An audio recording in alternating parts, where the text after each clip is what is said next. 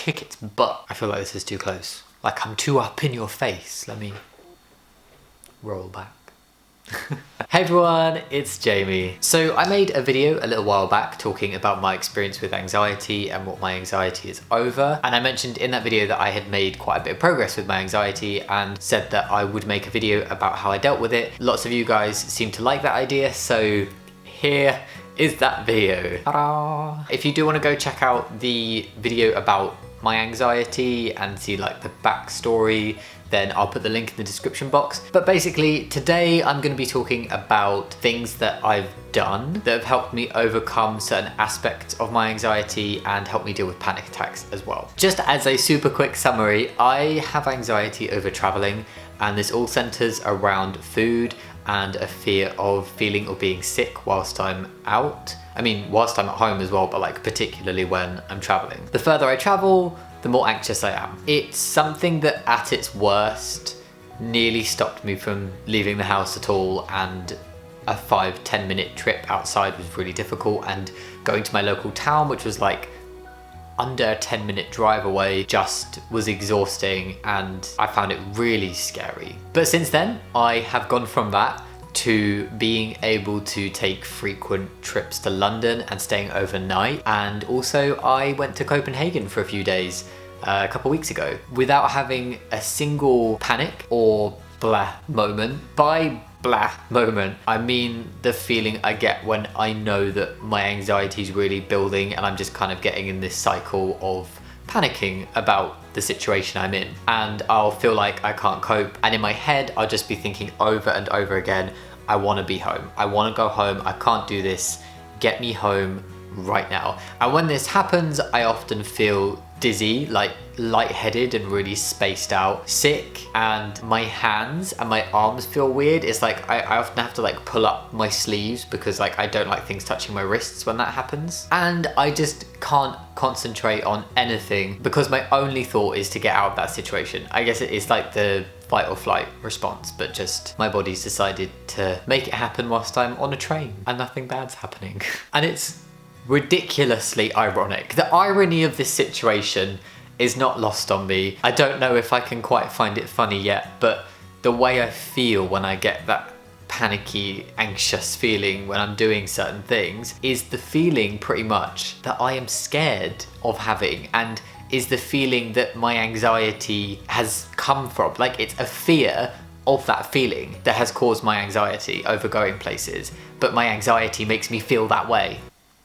Logic is lost in this situation, it really is. But anyway, I did say super quick summary, and I don't know how quick that summary was, but I have over the years, because it's been about 6 or 7 years at this, I can't speak, that this has been going on. I have found some things that's really helped me deal with my anxiety and get so much better with it as well. Kick anxiety's butt. So yeah, I'm just gonna go over some of them, like the main ones. Obviously they're not gonna be helpful to everyone, and some of them might not even be remotely helpful. I just wanted to share my experience, and hopefully some of it can be a little bit helpful. So, number 1, communicating. Something I have not always been great with when it comes to certain topics, my anxiety being the main one, but just opening up and communicating with others about what I'm going through has helped. Like, instead of making up excuses about why I didn't want to go somewhere or hang out or whatever, I explained to people that I had anxiety over certain things. Obviously some people are more understanding than others, but I did find people who understood, and I was very glad that I opened up about my anxiety with friends and family. And then it's not just like that initial telling people that you have anxiety over a certain thing, it's also communicating when you're experiencing it in the moment. For me, it was so important to be able to communicate that with at least one of the people that I was with. Not always been great at it, and it just has helped to know that I'm not alone, and if I'm in a situation where it's not going so great and I'm not feeling so great, the people I'm with know that I might feel like that. Number 2, having support. This leads straight on from communicating, and it comes out of communicating with those around you about your anxiety. Having the support of my girlfriend Shaba in particular, it's actually been crucial to helping me get better with my anxiety. She would help me and support me through my scariest moments, reassure me that everything was going to be okay, and also give me some tough love when necessary.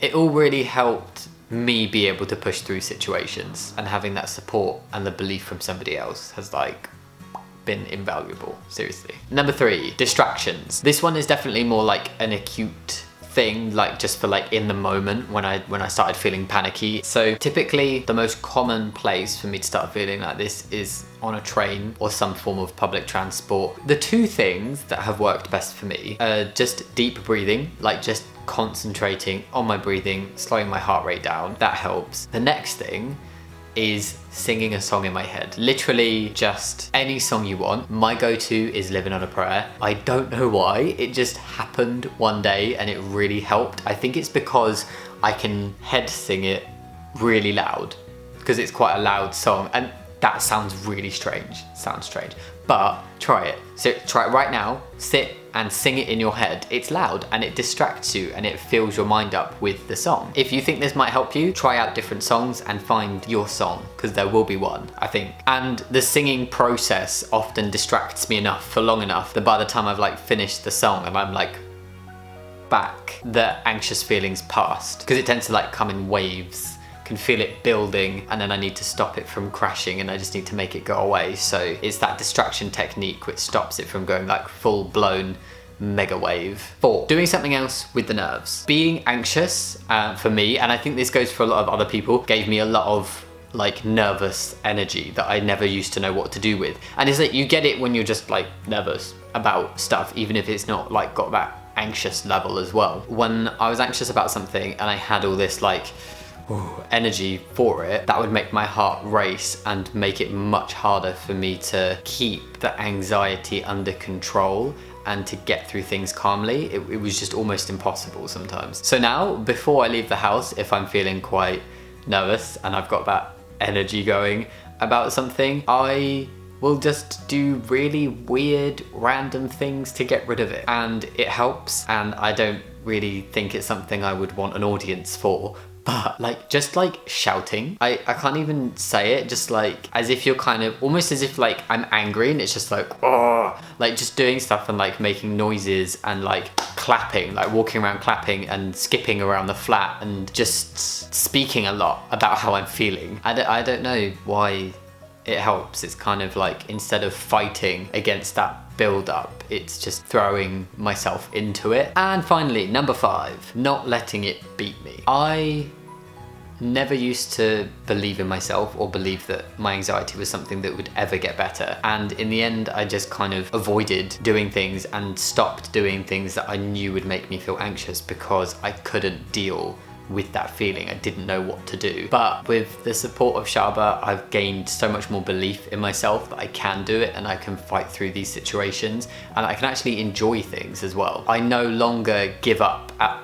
the slightest sign that I'm gonna be anxious about something. I push through that. I use the coping things that I've talked about in this video. I just tell myself I can do it. This is the last point because it's only been possible with the support from others and having those techniques that I know will help me. And the more I push, the weaker my anxiety gets and the weaker those feelings get and the easier it gets to tackle them. Like before, I would go in a situation where I'd be anxious, I'd feel it building up, I wouldn't know what to do, I couldn't control it, I would just get very panicky. And now I can recognize when those feelings are building and it's like I can stop it. It has been a really long road. It's been years, and the initial pushback against my anxiety and fighting through those first stages was horrible. Like, I hated it, but now like sitting here, it was so worth it. I still have a way to go, but I am really proud of myself for reaching where I am now. I was putting myself completely out of my comfort zone and I felt completely out of control in these situations.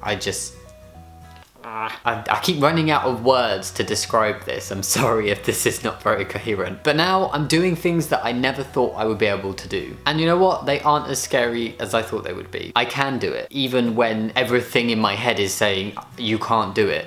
I can, because I have done it and I can do it. I've also stopped expecting to feel anxious when I do certain things. And just that has also helped a lot. So yeah, those are just a few things that I've found have helped me. I'm not saying everything is great and I'm not recommending these things to other people. It's just just, I thought I would put it out there, the types of things that helped me, see what kind of things helped you guys. Anyway, before I ramble too much and this becomes just a big rambly mess, let me know what kind of things you guys do to cope with your anxiety and your journeys and your stories. I really would love to hear them. Social media links also in the description box, along with that other video in case you wanted to go check any of that out. I've got a cat hat up my nose.